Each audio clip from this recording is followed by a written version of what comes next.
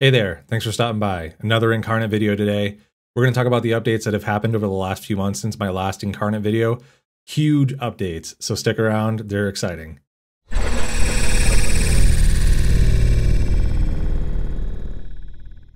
So we'll first start with the gameplay updates, and then we'll get into some of the NFT information that's been swirling around on other videos.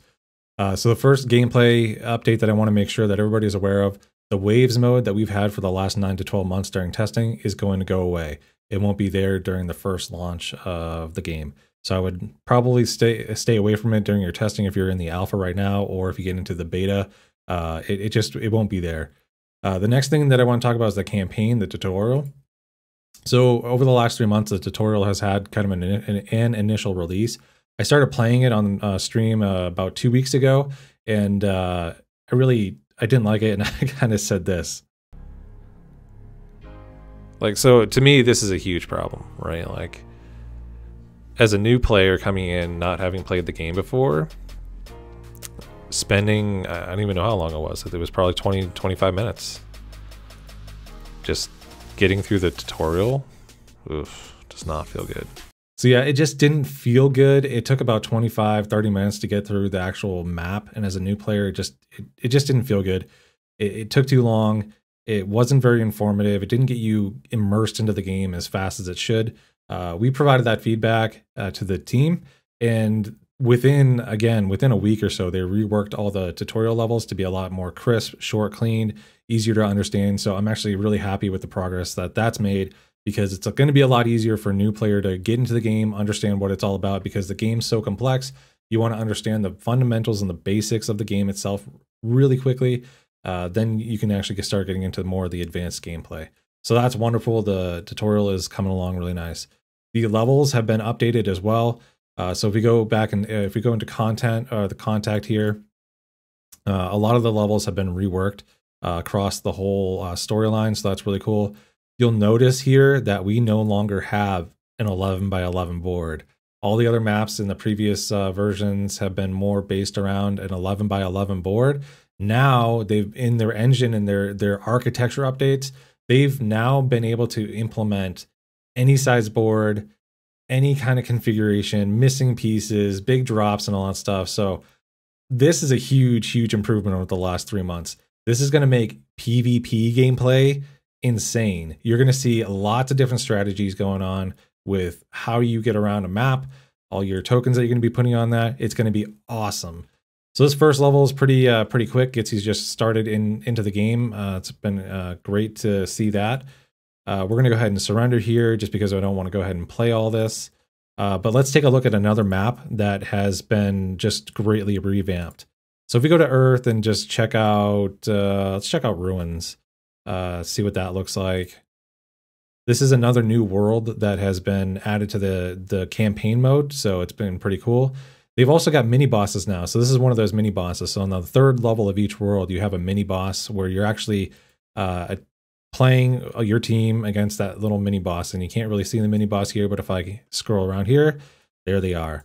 So the mini bosses actually don't attack until the ads that they have are dead, which is really nice. The first version of this, they actually attacked right away. It was too difficult for just being a mini boss.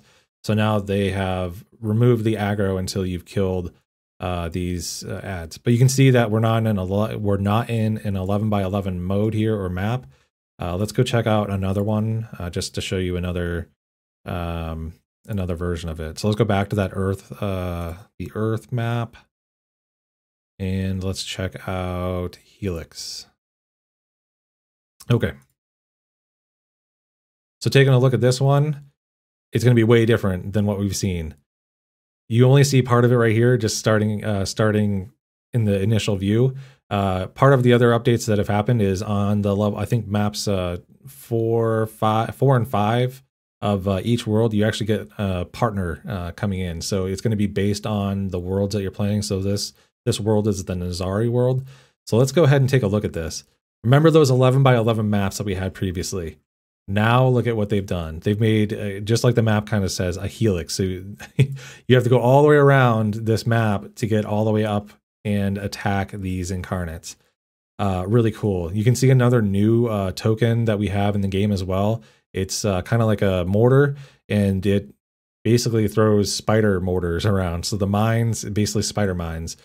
So it'll throw a spider mine somewhere, and then that mine will have a turn, and it'll actually move.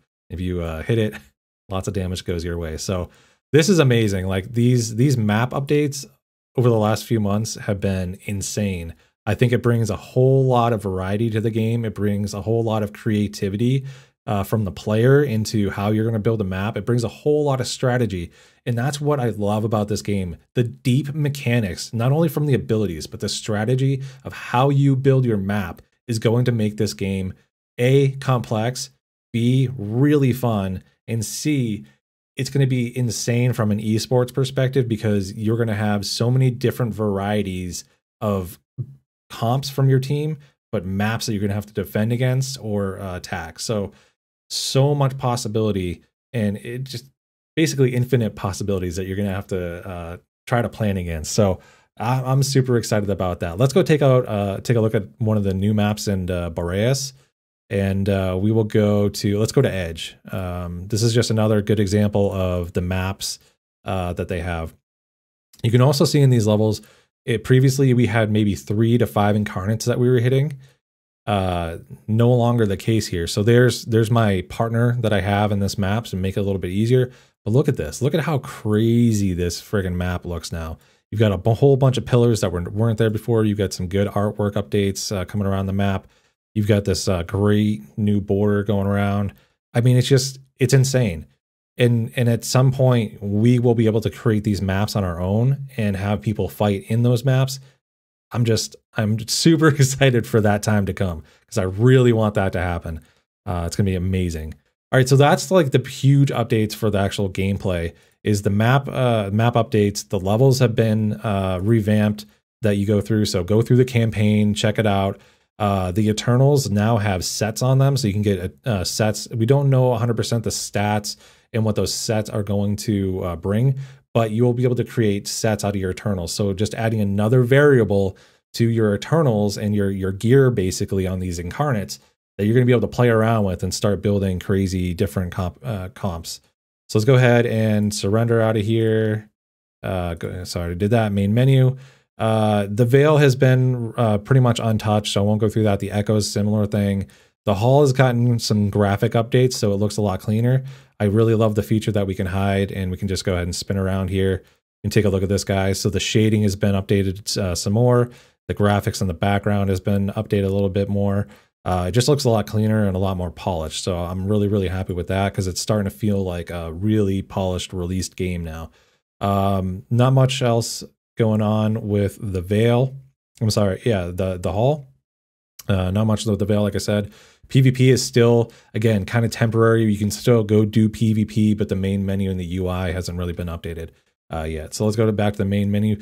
That's the biggest things from the gameplay perspective. So other things that I know that are coming down the line, right? We're going to get some UI updates coming in. I've seen just a preview of that. You'll actually have your account information and avatar up here somewhere, maybe over here. I'm not sure where, but it's going to look a lot more polished from that perspective.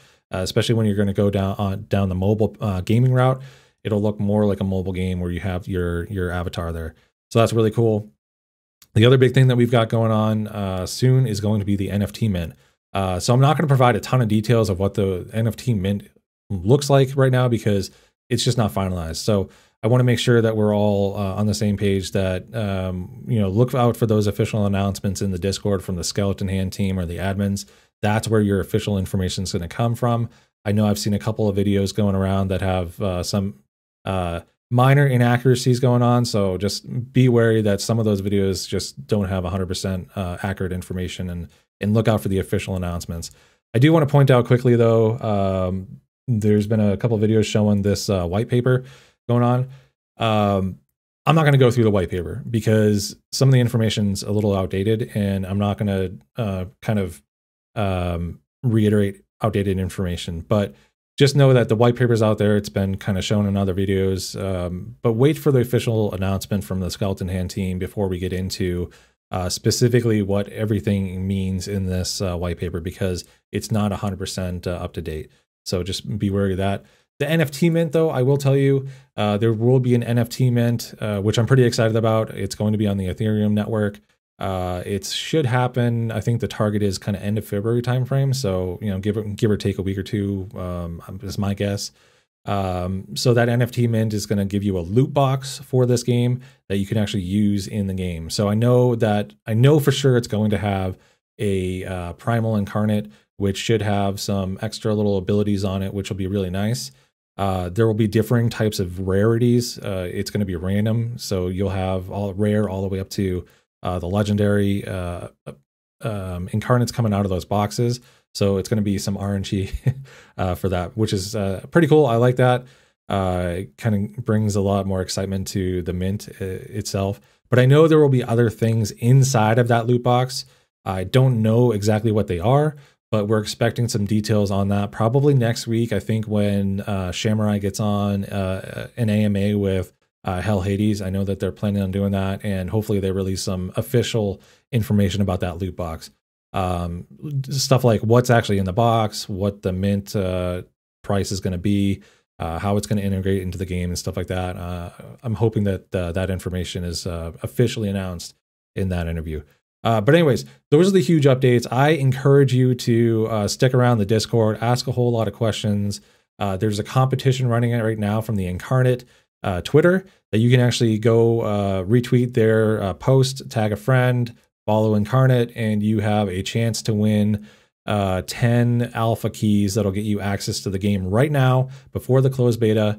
And go ahead and do that, because it's awesome to play right now, and you actually start being able to provide input into the game that the devs listen to, which is really a unique experience. So I encourage you to go do that.